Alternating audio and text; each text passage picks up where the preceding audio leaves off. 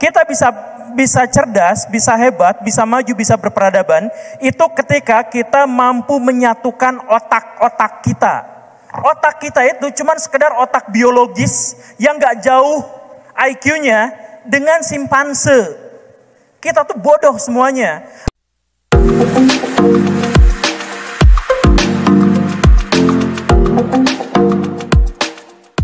Oke, tadi yang kedua. Siapa tadi yang kedua ya? Lupa saya. Oh ya, silakan. Assalamualaikum warahmatullahi wabarakatuh. Salam sejahtera untuk kita semua ya. Mungkin Bapak Guru udah kenal sama saya Pak Guru ya. Siap, karena sering datang ke kajian Bapak Guru Gembul di Bandung. Pertanyaan dari saya, perkenalkan dulu, nama saya Hartanto Halim. Saya dosen Pascasarjana ya, manajemen, magister manajemen STIE dari Cirebon ya. Nah, pertanyaan saya, dalam kontestasi politik sering sekali terjadi black campaign ya, di mana black campaign itu di antara isu sara, money politik dan hoax ya. Tapi yang perlu saya garis bawahi di sini ada post truth ya, pasca kebenaran. Bagaimana komentar Bapak Guru Gembul menyikapi fenomena post truth ini di politik, dan apakah post truth itu adalah anak dari postmodernisme? Dan prediksi Bapak Guru Gembul seperti apa di kontestasi pemilu 2024, dan bagaimana cara kita mengantisipasi black campaign tersebut? Terima kasih. Siapa yang pernah acungan tangan, mohon maaf. Siapa yang pernah mengenal istilah post-truth? 1, 2, angkat tangan yang tinggi. Oke, enggak sampai seperempatnya. Tapi intinya begini. Terima kasih. Di dunia modern itu, sekarang, dunia modern itu dunia saat ini, itu sebenarnya kita tidak lagi memiliki keahlian dan kemampuan untuk membedakan mana yang benar dan mana yang salah. Berita mana yang benar dan berita yang salah. Berita yang selama ini kita anggap benar, itu biasanya salah, begitupun sebaliknya. Atau hal-hal yang semacam itu, atau dalam terma-terma yang semacam itu. Jadi ketika misalkan Anies itu adalah seorang radikal atau seorang yang disponsori oleh pihak-pihak radikal. Pernyataan itu tidak bisa kita konfirmasi kebenarannya. Atau pernyataan bahwa Ganjar Pranowo itu adalah anak PDIP yang melacurkan diri untuk menjadi ini karena dan lain sebagainya, itu adalah sesuatu yang tidak bisa kita verifikasi benar salahnya. Kalau kita memverifikasi benar dan salahnya, maka membutuhkan waktu yang sangat lama. Nah, lalu bagaimana jika post-truth itu, kondisi realitas sekarang saat ini, itu masuk ke dunia kampanye, masuk ke dunia politik, di mana ada orang yang menebar hoax, dan kita tidak sadar itu, bagaimana black campaign, dan lain sebagainya. Saya jelaskan begini, black campaign dan hoax itu adalah keniscayaan demokrasi. Selama kita masih menjalankan demokrasi, maka hoax itu pasti ada. Bagaimanapun. Kenapa? Karena demokrasi itu mahal. Jadi gini nih, kalau Bapak ini, Pak Diki, mau mencalonkan diri jadi presiden, maka untuk bayar saksi di setiap TPS-nya saja, dia butuh uang berapa triliun rupiah. Satu saksi itu dibayarnya 150.000 kali 1 juta TPS di Indonesia. Berapa banyak uang yang harus dia bayar hanya untuk saksinya saja. Ini belum biaya kampanye, baru saksinya saja. Kan sangat-sangat mahal. Nah, karena sangat mahal itu, maka calon-calon presiden, calon pemimpin, calon wakil presiden, calon wakil rakyat, dan lain sebagainya, itu menempuh 3 jalur. Yang tadi itu, jalur pertama, kita harus kumpulkan uang pribadi sebanyak-banyaknya.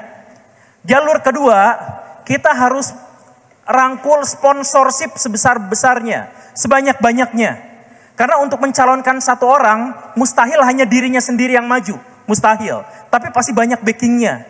Dan yang ketiga, itu 2 itu masih belum cukup. Yang ketiga adalah kita harus menghemat biaya kampanye dengan menyebarkan hoax dan politik identitas. Jadi misalkan begini, kalau Pak Jokowi naik sebagai presiden, dia harus didampingi oleh Ma'ruf Amin. Sebab kalau dia didampingi oleh Ma'ruf Amin, maka dia tidak usah kampanye untuk 50 juta orang yang pasti milih NU. Gak usah kampanye, kan kampanye mahal. 50 juta, gak usah untuk narik 50 juta orang yang dari NU itu, suara itu gak usah pakai biaya. Cukup hadirkan Ma'ruf Amin di situ, maka selesai. Politik identitas itu begitu. Jadi Prabowo Subianto, gimana caranya agar dia bisa naik sebagai presiden? Dia harus menggandeng orang yang disetujui oleh majelis ulama melalui apa itu namanya yang begitu, yang ulama itu akhirnya menyatakan sah bahwa orang inilah yang diangkat sebagai wakil presiden menurut para ulama. Nah, itu berarti mengurangi biaya kampanye Prabowo puluhan juta orang. Nah, jadi politik identitas, hoax, dan lain sebagainya, itu adalah cara yang efektif dan efisien untuk menjaring untuk menjaring suara tanpa mengeluarkan dana. Nah, karena itulah selama partai politik, selama tokoh politik masih berorientasi pada uang, maka hoax dan politik identitas itu mustahil bisa hilang. Karena itu adalah cara terbaik untuk bisa meraup suara sebesar-besarnya. Baik, selanjutnya. Yang silakan. Silakan. Kapan kita selesai, Pak? Assalamualaikum warahmatullahi wabarakatuh. Waalaikumsalam. Perkenalkan, nama saya Iza dari Universitas Pancasila. Saya agak tertarik dengan statement Pak Guru Gembul tadi soal kalau misalkan dia ditawar untuk menjadi presiden, beliau akan menjawab iya, tetapi dengan syarat bahwa dia diperbolehkan untuk otoriter.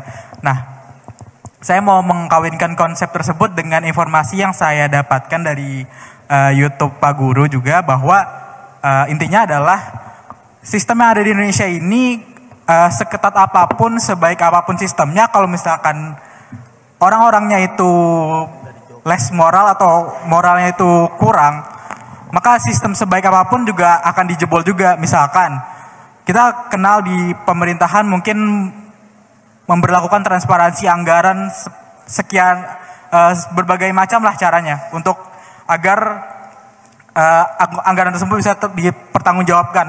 Tapi pada ujungnya dalam video tersebut Pak Guru bilang ujung-ujungnya adalah orangnya ini bermoral atau tidak. Kalau misalkan dia bermoral udah pasti mau sistemnya seburuk apapun ujung-ujungnya outputnya akan bagus, yaitu tidak akan ada korupsi dan sebagainya. Nah, ini agak bertentangan menurut saya dengan statement tadi Pak Guru soal otoriter terhadap kepresidenan beliau. Karena menurut saya kalau misalkan untuk membangun moral masyarakat, kalau kita menggunakan sistem yang otoriter, di mana kita bilang A, dia lakukan A, bilang B, dia lakukan B, itu tidak bisa memunculkan kesadaran di dalam masyarakat itu. Karena dia cuma bergerak berdasarkan komando aja. Nah, saya ingin bertanya tanggapan Pak Guru, bagaimana sih dua konsep tadi itu bisa Pak Guru jelaskan bagaimana penerapannya seperti itu. Terima kasih. Ya.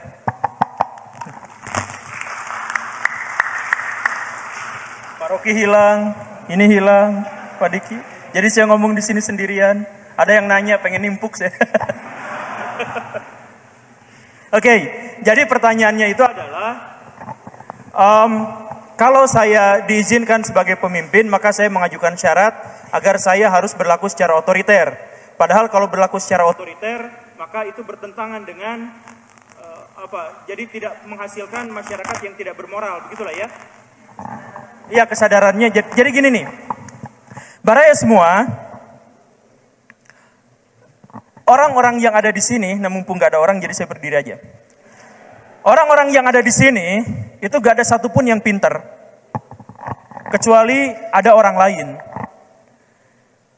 Ketika Akang pakai baju biru itu, jas biru itu ada berapa miliar orang yang membantu bikin jas itu. Ada yang menemukan kain, menemukan pewarna, menemukan mesin, menemukan listrik, menemukan apa dan sebagainya. Ada miliaran orang yang berkontribusi di situ. Artinya apa? Kita bisa cerdas, bisa hebat, bisa maju, bisa berperadaban, itu ketika kita mampu menyatukan otak-otak kita. Otak kita itu cuma sekedar otak biologis yang gak jauh IQ-nya dengan simpanse. Kita tuh bodoh semuanya. Apa yang membuat kita pintar tuh? Apa yang membuat kita bisa menciptakan pengeras suara, bisa menciptakan itu yang bisa menampilkan saya joget-joget di situ? Apa yang bisa membuat ini? Apa yang bisa membuat benteng ini, benteng gedung ini bisa bertahan seperti ini? Adalah ketika kita mampu menyatukan otak-otak kita dengan otak orang lain. Informasi satu dengan informasi orang lain. Dengan menggunakan apa?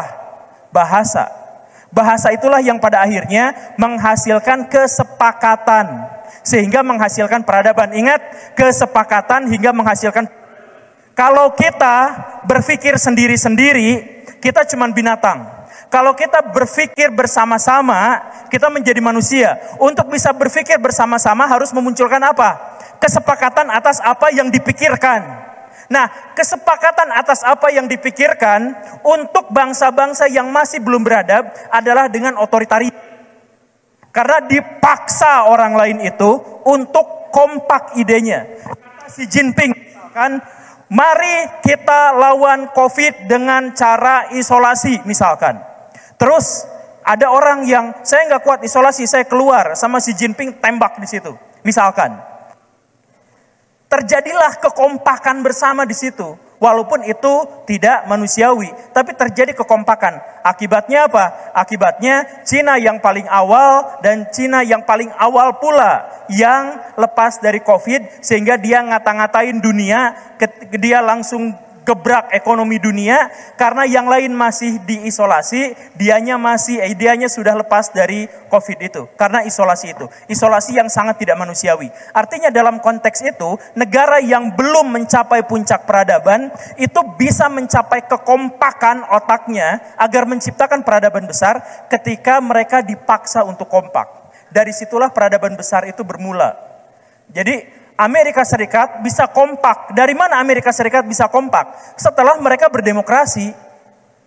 Beres mereka mapan, mereka baru berdemokrasi.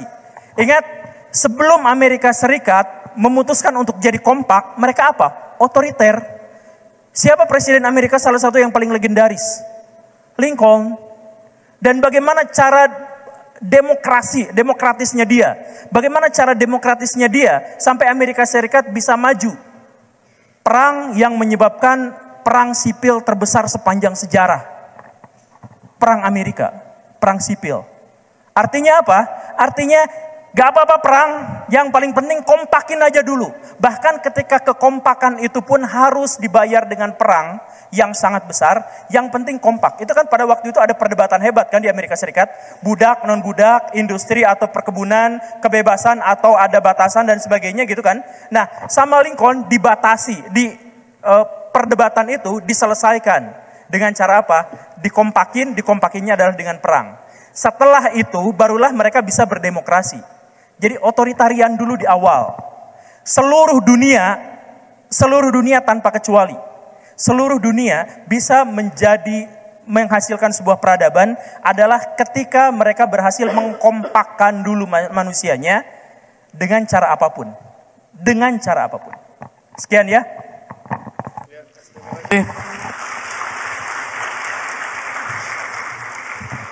Kamu dari Pancasila ya? Siapa ketua alumnimu Pancasila? Hah? Kamu tahu ketua alumni Pancasilamu enggak?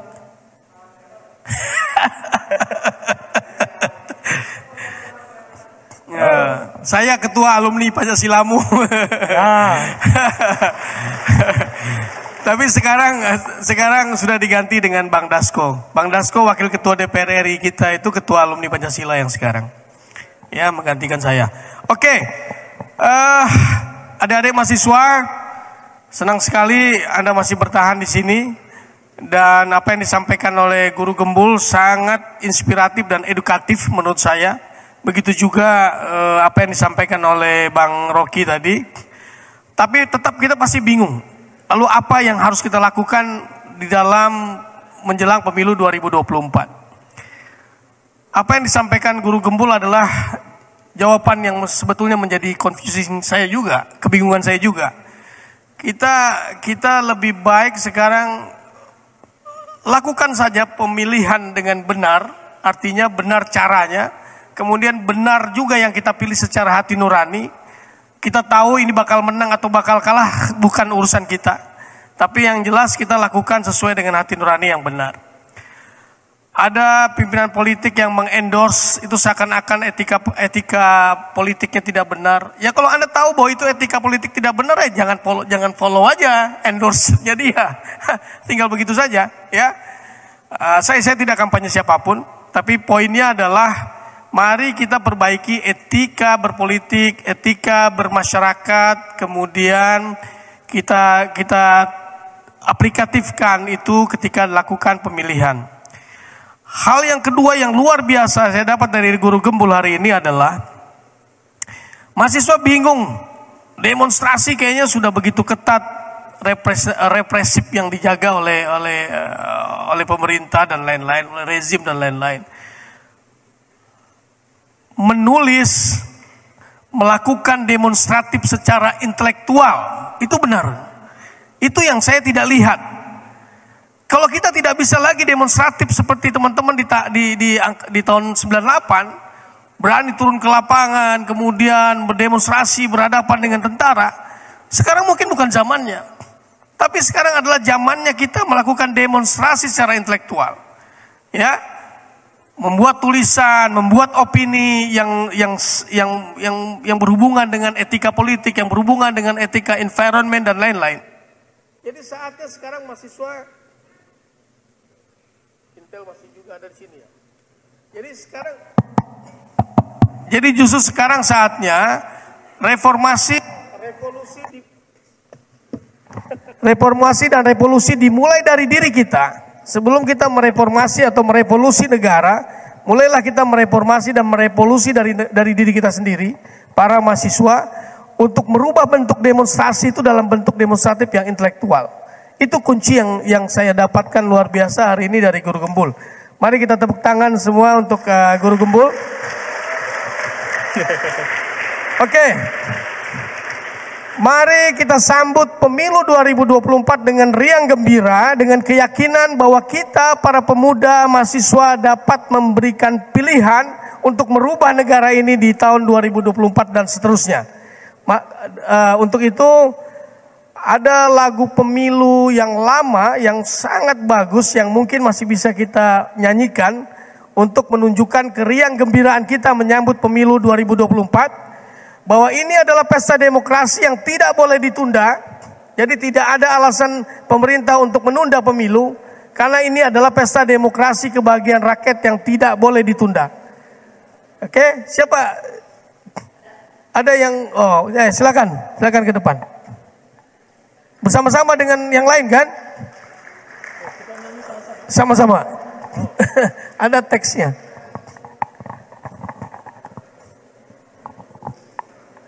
Ada teksnya? Ada soundnya?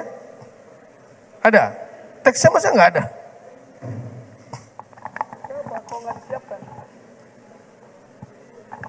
Pemilu jadul, ada pemilu jadul di YouTube, buka aja tampilin.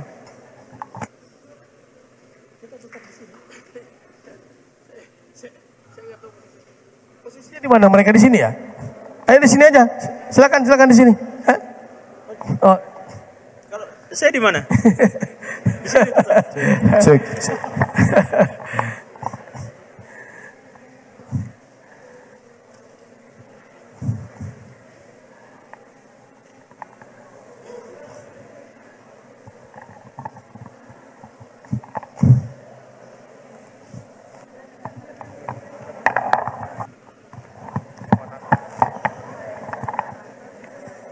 Mahasiswa lain ngikutin kan? Ya, peserta lain ngikutin ya. Mari kita sambut gembira pemilu tahun 2024 ya, dengan optimisme.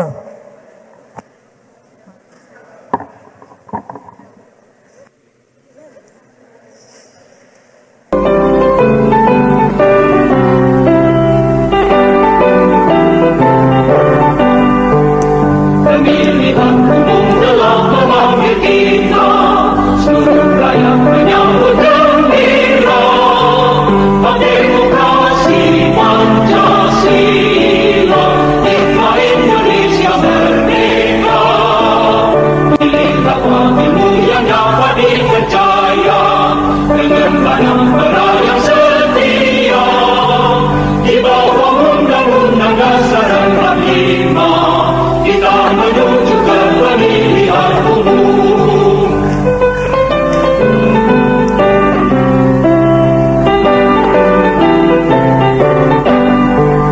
Pemilihan umum telah memanggil kita, seluruh rakyat menyambut gembira. Hak demokrasi Pancasila, nikmat Indonesia merdeka. Pilihlah pemilu yang dapat dipercaya, dengan rakyat setia. Di bawah Undang-Undang Dasar 45, kita menuju ke pemilihan umum.